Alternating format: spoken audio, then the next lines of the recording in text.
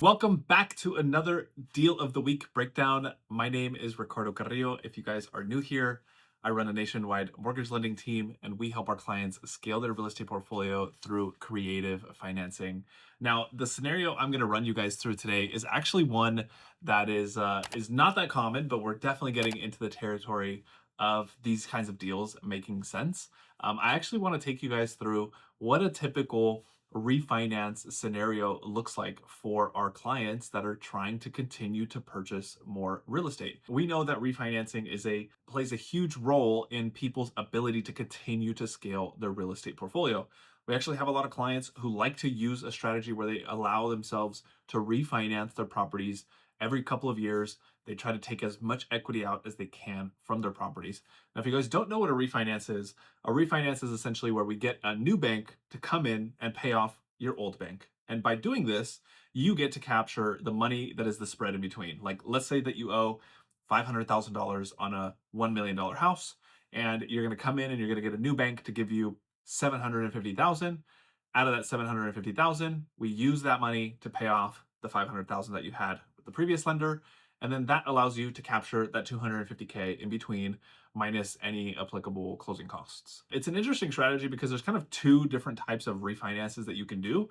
You can do a refinance where you're taking money out of the property, and you can do a refinance where you're just going to cover the existing loan that you have to do what we call a rate and term refinance.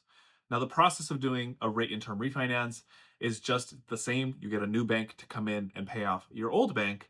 They're just not going to give you any money back on the cash out, right? So it's kind of like a cash out refinance versus a non-cash out refinance is one of the easiest ways to think about it. You can do a refinance with pretty much any kind of loan program. What's interesting is that, a lot of people are used to purchasing with new loans. And for those of you who have watched a lot of my Deal of the Week videos, you know that we can do this kind of strategy for purchases with different loan programs and all over the entire US. And for my clients that are watching this who have worked with us, we have access to pretty much every kind of loan program that exists. But you can also do the same thing with a refinance on pretty much any kind of loan program. Funny enough, we were actually talking about this earlier with a client who has a piece of land that is fully paid off and she owns it completely outright and she wants to build a house on it. Well, part of building a house is that you want to get a construction loan. And when you get a construction loan, we can utilize the equity that you have in your piece of land as equity and as your quote unquote down payment, right? So there's a lot of unique things that we can do when it comes to refinances and tapping into equity on properties that you might own. What's interesting too is you can do this on primary residences, you can do it on second homes, and you can do it on investment properties. People think that sometimes refinances are only limited to a primary residence or house that you actually live in, when in reality, you can do it on any kind of property, whether it's a residential property or a commercial property. Refinances exist on both sides. And really, all that we're doing is the strategy is simple. You get a new bank to come in to pay off your old bank. The reason I like talking about refinances, and especially now as we're getting into this territory, my team and I, we actually do what we call like a portfolio review. And towards the end of the year, we have a lot of investors who worked with us over the years. And what we'll do is we analyze every single property that our clients own to see, does it make sense to tap into the equity on one of these properties? Does it make sense for us to do some sort of refinance? Maybe it does, maybe it doesn't. What's interesting is that on refinances, a lot of people don't know, but we could get an absolute lowest interest rate. Like I could go and get you a 2% interest rate today if I wanted to. The thing is that 2% interest rate might cost you $100,000 if you wanted to actually buy it from the bank who's giving us that kind of interest rate. Or you could even take like a higher interest rate, let's say at 7%, where the bank might even be paying you to take that specific interest rate. So part of this process of thinking about refinances is more than just the numbers. It's understanding what the total strategy is, understanding how you want to use this money, and are we going to take it and invest it into a new deal? Are we going to be paying off debt? Are we trying to put our kids through college? There's a lot of different things that we can do when it comes to a refinance, and the bank also doesn't necessarily care what you're utilizing the money for. We just want to know so that we can give you better guidance when it comes to actually going through a refinance process. Now, I have refinanced many of my own properties. And throughout the years, it's one of those situations where it really comes down to that specific deal and whether or not it makes sense.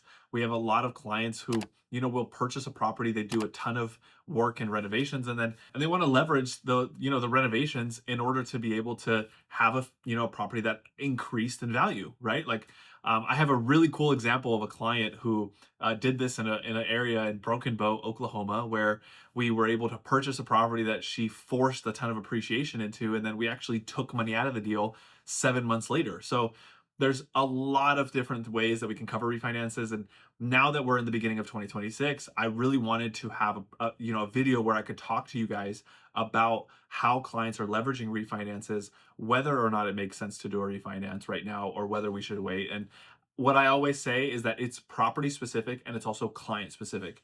In this client's situation, we were actually kind of having a double whammy where we not only consolidated over $60,000 worth of debt, but we also brought the interest rate down. And she's actually paying significantly less in terms of monthly payments than what she was paying prior. And I want to just jump straight into these numbers so you guys can see how we structured this deal. The kind of loan program that we utilized here was an FHA loan program. And FHA financing is specific to people who are doing FHA financing is specific to people who are refinancing or purchasing a property that they currently live in. FHA is not a first-time homebuyer program. I do have many first-time homebuyers who will use an FHA loan. However, there's a huge misconception where people think that FHA loans will only be worked or allowed if you have a property that you're buying for the very first time and you've never owned any real estate, or you haven't owned any real estate at all in the last couple of years, when that's simply not the case. You can actually have an FHA loan in your portfolio as long as you do not currently have one right now, or like at the time that we're doing the loan for FHA, as long as we can qualify and you plan to live in the property, right? So as long as we meet those criteria, we can utilize an FHA loan. And I don't say that one is better than the other, that, an FHA loan might be better than conventional financing. It really comes down to what is going to save you the most money and what is going to lead to a lower monthly payment. When our client was actually in a credit score range between 600 and 640, and normally when you're below a 680 credit score, I typically suggest that we also look at doing an FHA loan. Why? Because FHA financing specifically will have better interest rates than what you might find with conventional financing. This property is a primary residence. Our client was living in this house, and so that was why we were able to utilize an FHA loan without any issues. The loan type that we ended up using, as I mentioned, was actually FHA. Now, I haven't talked about too many FHA loans with you guys, although it is a really unique strategy, and I'm currently doing an FHA loan for myself on a deal that I'm going to do a deal analysis for you guys that honestly is probably one of the best deals that I have ever structured, and I'm actually really excited for this deal. I just need to make sure that it appraises first, and once it does, I know that I'm actually going to buy it. So otherwise, we're going to have to go to the renegotiation table, and I'm going to have to see if this seller is willing to come down on price. So property type was actually a townhome. Now, there's not really much of a difference, I would say, because lenders do have different pricing when it comes to like the type of property. If you're buying a multifamily versus buying a single family, sometimes you can actually get worse pricing. It's just more risk in the way that the type of property is. Condos sometimes are more expensive, and if it's an FHA loan and you're buying a condo, the condo building has to actually be approved to allow FHA financing in that building, which is something a lot of people don't know. Same thing with conventional financing. Not every condo building will work with conventional financing either. And so there's just some unique intricacies with different kinds of types of properties, right? But which is also why I like to note, which is also why I like to identify what kind of property are we working on so that you guys have an idea. And if you live in a townhome, this is something that would work, right? We could potentially have this kind of option. And then the occupancy type was primary, right? So that just means that our client lives in the property. The bank will classify it as a primary residence.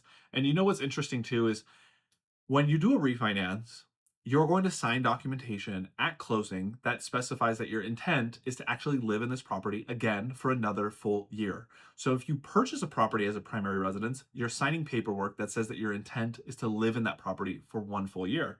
When you do a refinance as a primary residence, it's the same thing. You need to sign paperwork that says that your intent is to live in this home for an additional year.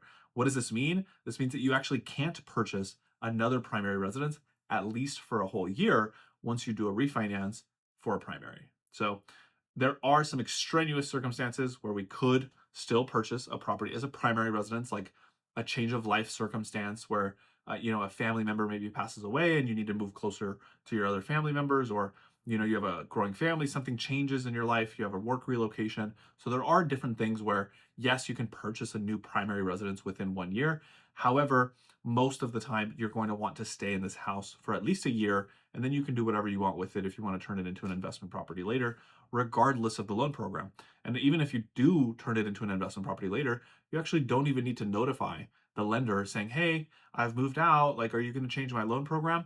No, that does not apply. You're actually going to still be able to keep the same existing loan program, all the details and everything that you currently have, in order to keep that property as an investment. So that was a little bit of a golden nugget for you guys on how that kind of structure works. And then the refinance type that we did here was a cash out. Now, cash out refinances actually have limitations in terms of how high you can go on your loan, which we use the term loan to value. That just means how much of a loan do you have relative to the value of your property. And on a loan to value for an FHA cash out refinance, the ceiling is actually 80%. This means that you actually have to leave 20% equity in your house before you can actually take money out. Now, why is this important? Because when you purchase a property with an FHA loan, the minimum down payment is actually 3.5% down. When you buy a property with 3.5% down, your equity, or the loan to value that you have, is 96.5%. We're not even close to the 80% loan to value. You have to wait for your house to either appreciate, or you have to have significant pay down in terms of your principal balance before you'll even be able to take money out of your house. So it's important to know the distinctions between, what are the limitations when you do a refinance versus what are the limitations when you do a purchase. And this is one of the reasons why I also tell my clients it's important for us to pay attention to how much money you're putting into the house when you buy it. Because when you buy it with a specific down payment, you're not going to be able to get that money out unless we're using a different kind of loan program. So in this situation, had this client purchased a property with 20% down, there's no way you're going to get that 20% back until you sell your house. Very important to keep that in mind. And so that's how these things kind of play a role. And this is also why I say, at the end of the day, all we're really trying to do is we're trying to come up with a game plan to see what's going to make the most sense for your specific situation. This property ended up appraising at a whopping $329,000. That was our appraised value. And then our loan amount was $262 with 209. Loan to value leaving us at a 79.70, which was right under that 80% threshold that I had just mentioned. Interest rate that we actually had landed on, actually what we're doing here, loan terms. So interest rates and loan terms, most FHA loans are always 30-year fixed. And I don't really recommend looking outside of that if you're doing an FHA loan. So we actually ended up doing a 30-year fixed, which is actually like the most traditional kind of term that most people will use. There are different loan programs that have different terms. It's just like the length of time that you're going to be paying back your house. And there's things like adjustable rate mortgages where you have fixed interest rate for a certain amount of time and then it switches to being adjustable. You have longer terms like a 40-year. You have interest only options. So there's a handful of different routes that we can take with other loan programs that sometimes make sense and sometimes they don't, right? I have an adjustable rate mortgage on one of my properties, and at the time that I bought it, it made sense. Today, that might not make sense if I'm not getting a significant savings, right? Those are all things that we consider when we're trying to decide what kind of financing is going to make sense. At the end of the day, this is a long-term decision, and it plays a factor in what's going to happen 5 years from now. So although we don't know what's going to happen 5 years from now, we want to at least pay attention to the things that we're doing now from a financing standpoint, and so that you guys are protected and we can make sure that we make a monthly payment and we don't have any problems. The interest rate that we landed at was a 5.375. FHA financing, as I was kind of mentioning, typically has slightly lower interest rates than what we will find on conventional financing. And at times too, we even have the ability to go lower on interest rates, like we see in this situation where our client was able to get a 5.3, even being in the 600 to 640 bracket. Now, the reason why is because FHA loans don't really look at your credit score as much as conventional financing does. And so they would actually help this borrower in this situation for us to do an FHA loan instead of doing a conventional loan where, maybe she would have had a 6.5 or a 7% interest rate had we tried to go conventionally. So key things to pay attention to, you want to make sure that the loan officer that you're working with understands these things, because no one else is going to explain it to you besides the team that you're working with. And if you don't have the right team behind you, you're not going to have the right game plans in place. Moving on to our monthly payment. The principal and interest came out to 1,468. So we got 1,468 with 29 cents. Monthly PMI was at $106. Something to note, right? Because we have a less than an 80% loan to value, but we also have PMI. Now, in most situations, PMI actually falls off once you hit 80% loan to value. However, on FHA loans, they don't fall off for a certain amount of time. And so in this situation, the PMI is not going to fall off for at least another 10 to 11 years. And it makes it so that it's longer you're paying PMI because an FHA loan is a little bit more risky.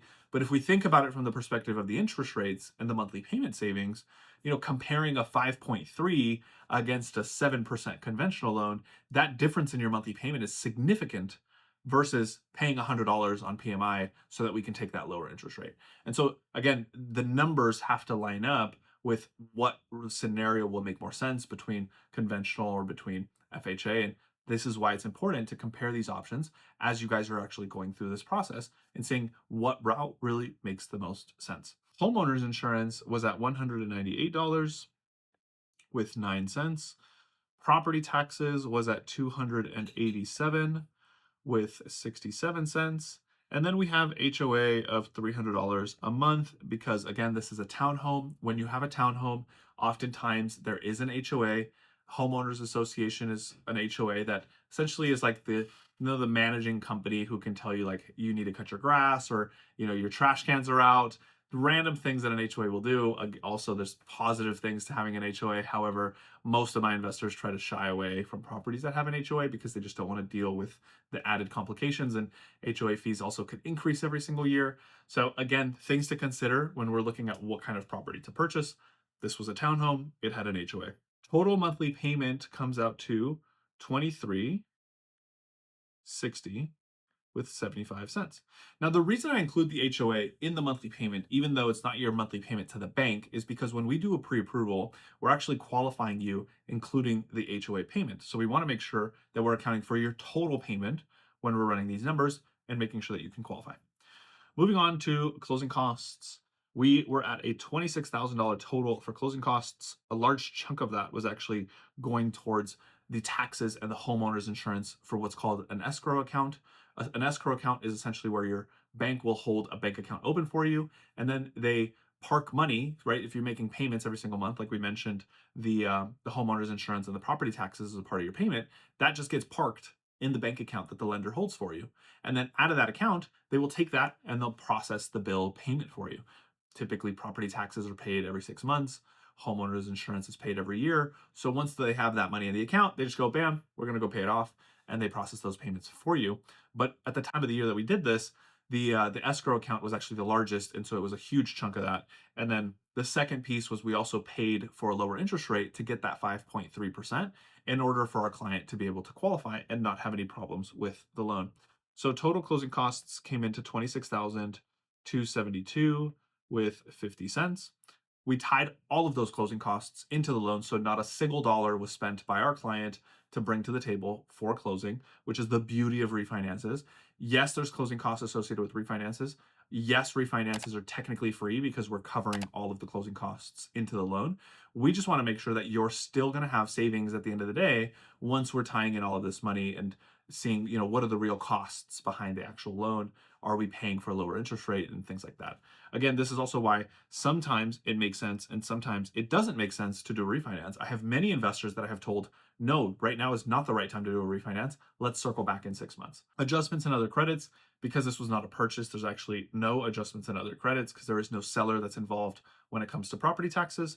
The previous loan that we were paying off was $174,000.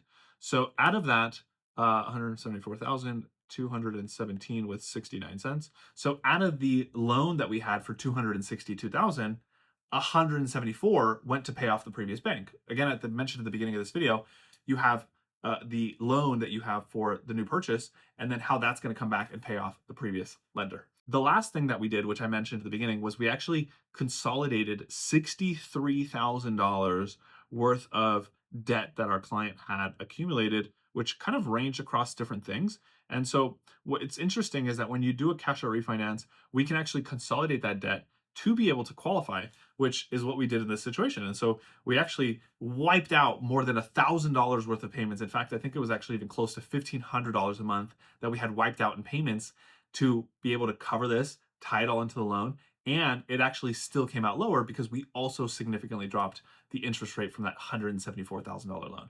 So this is where strategies like this make sense, because yes, you might be paying some closing costs for the refinance and that gets tied into the loan, but how much more money are we saving every single month by being able to consolidate consumer debt that people are carrying across credit cards, student loans, home equity lines, car loans, unsecured loans? There's a huge amount of things that people are consolidating into a loan when they do a refinance, where at the end of the day, we're still saving money. And if we can put more money in your pocket, that's going to allow for you to take that and go purchase more real estate, which again, my cash flow. And then when we have cash flow, we use the cash flow to keep paying off debt. And it's that never ending cycle of getting money out of your real estate and being able to maximize those profits. The net cash back to our client ended up being $191. And so she actually got paid the $191 to be able to do a refinance and to be able to consolidate $1,500 a month in payments and to lower her interest rate and her monthly payment. So it's structuring things like this